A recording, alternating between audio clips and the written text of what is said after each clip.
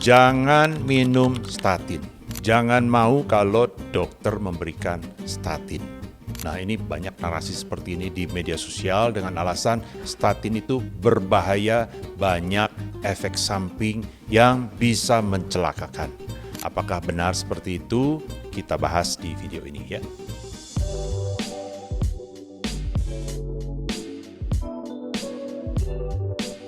Halo teman-teman, selamat datang di Seputar Jantung, channel informasi jantung terpercaya, membahas segala hal yang berhubungan dengan jantung secara mendalam tetapi tetap mudah dipahami. Bersama dengan saya, Dr. JJ. Video kali ini berjudul Efek Samping Statin. Benarkah berbahaya? Nah, ini adalah seri terakhir dari pembahasan soal statin. Kita sudah bahas semua hal-hal yang baik soal statin. Sekarang tentu supaya seimbang, kita juga akan bahas efek samping dari statin. Ya, tidak dapat dipungkiri obat sebaik apapun, hampir semua obat juga ada efek sampingnya. Dan sebagai pasien, teman-teman tentu punya hak untuk memahami, mengetahui apa saja efek samping dari statin. Tapi yang ingin saya luruskan juga bahwa banyak informasi-informasi yang tanda petik ya, kontroversi dan terlalu ekstrim yang menyebutkan tentang efek samping statin sebagai efek samping yang sangat membahayakan dan sangat sering terjadi. Itu sebabnya kita mau bahas secara adil, secara jujur, secara fair di video ini apa saja efek samping statin dan seberapa bahayanya ya. Efek samping pertama yang perlu kita bahas tentu adalah efek samping terhadap otot, karena ini jujur saja salah satu efek samping yang paling banyak dikeluhkan dan juga dibahas di sosial media, juga di dalam literatur ya. Secara medis kita menyebutnya namanya SAMS. SAMS ini Statin Associated Muscle Symptoms. Jadi semua gejala-gejala yang berhubungan dengan pemberian statin. Dari yang paling ringan sampai yang paling berat. Yang paling ringan mialgia, nyeri-nyeri otot saja, tapi tidak disertai dengan bukti adanya kerusakan otot pada pemeriksaan laboratorium dan juga tidak ada pelemahan dari otot ya, kekuatannya tetap sama. Cuma pegel-pegel nyeri-nyeri seperti itu, sampai yang paling berat, yang betul-betul nyerinya hebat luar biasa, bahkan juga ditandai dengan melemah kekuatan ototnya, ditandai dengan bukti-bukti adanya kerusakan sel-sel otot ya, nama pemeriksaannya laboratoriumnya pemeriksaan CK. Ini CK-nya bisa meningkat sampai puluhan kali lipat menunjukkan bahwa kerusakannya sangat hebat, bahkan juga bisa sampai terjadi gagal ginjal karena kerusakan sel-sel ototnya dibuang lewat urin dan juga akhirnya merusak ginjal sampai pasien harus cuci darah ya. Jadi kalau kita sebutkan di sini ada yang namanya mialgia, kemudian lebih berat lagi miopati, bahkan ada yang sampai rhabdomyolysis. Tetapi di literatur sebetulnya yang sampai mengalami rhabdomyolysis tadi yang sampai saya bilang harus sampai cuci darah segala dan bisa mengancam nyawa, ini kejadiannya sangat rendah ya, mungkin 1 per mungkin 10.000 atau 100.000 pasien per tahun, ya sangat rendah. Dan ini kemudian kalau kita lihat dari penelitian-penelitian CTT trial, saya sudah pernah bahas di video sebelumnya, ini Cholesterol Treatment Trialist Collaboration, ini satu penelitian yang besar yang memeriksa 170.000 pasien ya, bertahun-tahun. Ini sekumpulan dari berbagai studi, sekitar 26 studi, diikuti berapa tahun begitu, dan dilihat ternyata kejadian SAMS ini, keluhan otot ini ternyata angkanya kejadiannya kecil sekali persentasenya ya. Dan kemudian sebetulnya ada satu penelitian yang namanya Samson ya, saya yakin namanya berasal dari SAMS tadi, Samson. Ini meneliti pasien-pasien, dilihat apakah keluhan efek samping terhadap ototnya ini akibat dari pemberian statin atau bukan. Jadi ada 2 kelompok, yang satu kelompok diberikan statin, satu kelompok tidak diberikan, lalu dipantau keluhan ototnya. Dan ternyata 90% pasien baik diberikan statin maupun tidak diberikan statin menunjukkan keluhan otot yang sama begitu. Nah ini kemudian kita kenal sebagai namanya nocebo effect ya. Apa itu nocebo effect? Teman-teman sudah sering dengar kalau secara istilah medis nama placebo. Ya, placebo. Nocebo ini sebetulnya kebalikannya. Kalau placebo itu adalah efek bukan dari obat ya. Jadi ada orang dikasih obat, lalu satu kelompok dikasih placebo. Misalnya obat sakit kepala di sini, yang di sini dikasih placebo untuk lalu diperiksa apakah sakit kepalanya berkurang apa tidak. Nah, karena si pasien ini tahu bahwa obat yang diberikan adalah obat untuk sakit kepala, walaupun dia tidak mendapatkan obat sakit kepalanya, dia dapat placebonya, dia rasa-rasa karena itu positive thinking dia rasa-rasa sakit kepalanya juga berkurang. Itu yang kita kenal namanya efek placebo. Tetapi di sebaliknya ada yang namanya nocebo. Nocebo ini negatif, ya. Itu orang yang negative thinking. Orangnya sudah punya perasaan bahwa kalau dikasih obat statin pasti timbul nyeri otot. Sehingga kemudian ketika dia dikasih obat yang sebetulnya tidak ada kandungan statinnya, cuma tepung saja misalnya begitu, tapi karena dia sudah punya negative thinking, lalu dia juga merasa ada keluhan nyeri otot. Jadi dia melaporkan juga ototnya nyeri, ya. Dan ketika dibandingkan antara yang dapat statin dengan yang tidak dapat statin, ternyata keluhan nyeri ototnya sama saja banyaknya. Nah, itu yang menunjukkan namanya nocebo effect. Dan ini pada obat statin ini cukup besar pengaruhnya. Sebagian saya rasa karena pengaruh dari sosial media, banyak cerita-cerita tentang pasien-pasien yang mengeluh nyeri otot. Sehingga banyak yang sudah ada sugesti bahwa kalau minum obat ini akan timbul nyeri otot. Ya, ini efek samping yang pertama. Efek samping yang kedua adalah efek samping terhadap hati atau liver. Nah, kita sudah bahas bahwa statin itu kerjanya memang di sel hati. Nah, jadi pada awalnya memang terjadi ketakutan atau kekhawatiran bahwa obat ini akan menyebabkan terjadi efek samping terhadap liver, ya. Nah, jadi sempat dilakukan penelitian apakah pemberian statin meningkatkan enzim-enzim hati, ya. Teman-teman tahu enzim hati SGOT, SGPT, tapi ternyata dalam penelitiannya peningkatannya tidak sampai 1% pada pengguna statin. Sehingga kemudian bahkan dari guideline dari Amerika, AHA namanya, ya, memberikan statement, satu panduan bahwa tidak perlulah orang menggunakan statin ini harus rutin diperiksa kadar enzim hatinya, kecuali di awal untuk mengetahui basicnya angkanya berapa, tapi tidak perlu diulang-ulang pemeriksaannya kecuali ada keluhan atau indikasi ke arah sana. Nah, ini menunjukkan bahwa saat ini diakui berdasarkan penelitian dan guideline bahwa efek samping ke liver ini sangat-sangat kecil ininya, insidensinya.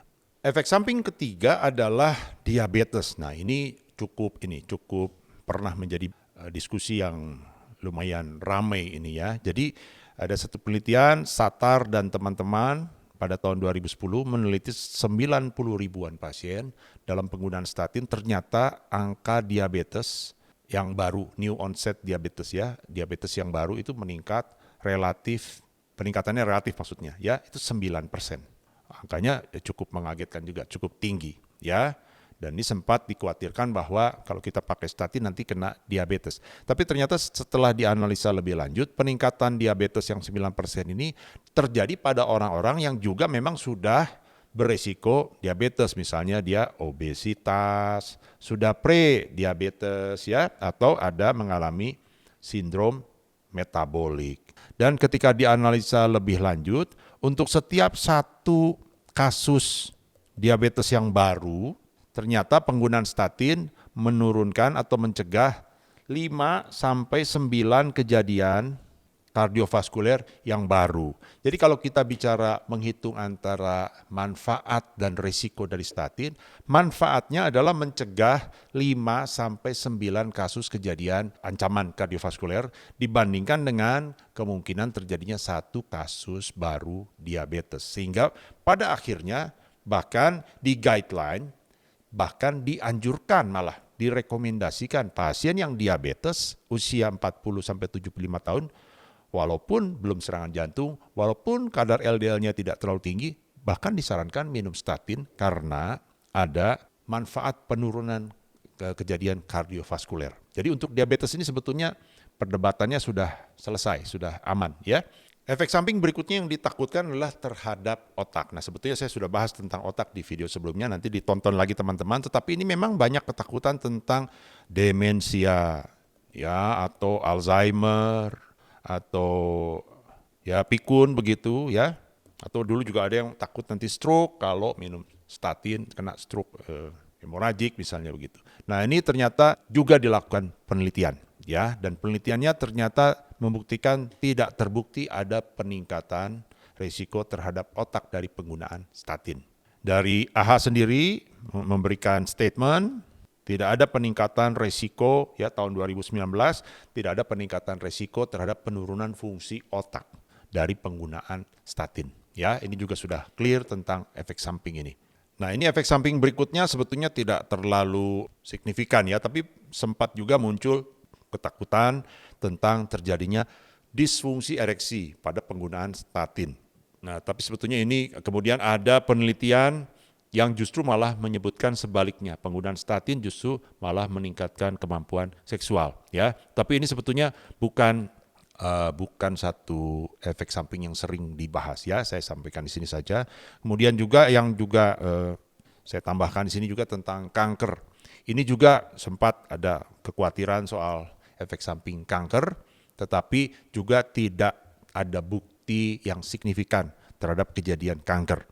Dalam CTT trial yang saya sudah sering sebutkan, Cholesterol Treatment Trialist Collaboration, lebih dari 170.000 pasien, kemudian diperiksa juga apakah terdapat peningkatan risiko kanker pada grup pasien yang diberikan statin, ternyata juga tidak ada peningkatan yang signifikan. Dan ini juga kemudian dari AHA memberikan statement bahwa tidak ada risiko atau peningkatan risiko kanker pada penggunaan statin. Nah, meskipun demikian ada saja pasien-pasien, ya saya sendiri juga kadang-kadang mengalami pasien-pasien yang merasa tidak cocok pada saat pemberian statin, ada keluhan-keluhan tertentu. Nah, pada umumnya apa yang akan dilakukan dokter kalau pasien merasa tidak cocok dengan statin? Yang pertama kita akan pastikan bahwa keluhan itu apakah memang betul-betul berhubungan dengan obat statin yang diberikan. Misalnya kalau dia mengeluh nyeri otot, kita hubungkan dengan pemberian statinnya. Umumnya kalau nyeri ototnya karena statin ada hubungan waktu, ya maksudnya baru 2 minggu dikasih statin lalu nyeri otot, itu berarti ada hubungan. Ya, jadi kalau pasiennya sudah 3 tahun minum obat statin, lalu tiba-tiba mengeluh nyeri ototnya, kecil sebetulnya kemungkinan bahwa nyeri ototnya adalah penyebabnya karena si statinnya. Ya, jadi dokter akan memastikan dulu dengan memastikan ada hubungan nggak. Biasanya kita sebut namanya de-challenge dan re-challenge. De-challenge itu kalau memang kita curiga nyeri-nyerinya dari statin, dokter akan menyetop obatnya. Kalau setelah di stop nanti keluhannya berkurang atau hilang, nanti kita coba kasih lagi, di re-challenge, dikasih lagi obatnya, statinnya. Kalau muncul lagi maka itu menjadi kesimpulan kepastian buat kita bahwa memang nyeri-nyeri ototnya memang berhubungan dengan statin.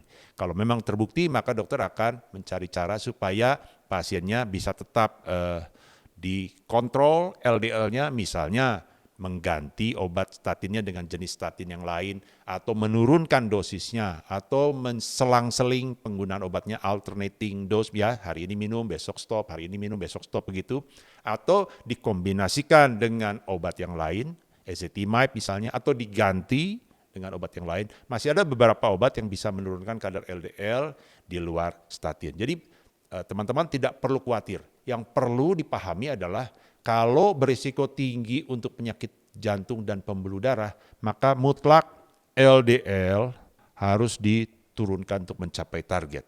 Kalau bisa dengan statin, kalau dengan statin karena ada efek samping yang tidak bisa memakainya, maka harus dibantu dengan obat yang lain. Kenapa? Ada pertanyaan, kenapa selalu harus obat? Kenapa tidak pakai pola hidup aja dok? Gitu. Yang saya bicarakan ini adalah pola hidup harus dijalankan, sudah pasti ya, diet dan olahraga. Tetapi secara umum perubahan pola hidup akan menurunkan kadar LDL, memperbaiki profil lipid, kurang lebih bisa menurunkan sekitar 10-15%. Kalau kadar LDL-nya 150 misalnya, dan untuk turun sampai 55 kalau pasiennya sudah kena serangan jantung, maka turun 10-15% itu masih jauh sekali dari target 55. Itu sebabnya kita selalu bicara harus dibantu dengan obat. Kalau masih memungkinkan diubah strateginya, dokter pasti akan mengusahakan tetap memberikan statin. Tapi kalau tidak bisa, dokter akan coba dengan obat-obatan yang lain yang mungkin tidak memberikan efek samping seperti yang terjadi pada obat statin. Nah, Teman-teman sekalian, saya rasa ini sudah cukup jelas menutup mini seri kita pembicaraan soal statin. Kita sudah tahu semua apa manfaatnya, termasuk saat ini juga kita juga tahu apa saja kemungkinan efek samping daripada statin. Dan saya harap teman-teman bisa memahami ini secara keseluruhannya. Kalau teman-teman suka dengan konten-konten edukasi seperti ini, boleh di-subscribe Seputar Jantung dan di-share kepada teman-teman yang lain. Dan kita akan jumpa lagi di video-video berikutnya. Salam jantung sehat.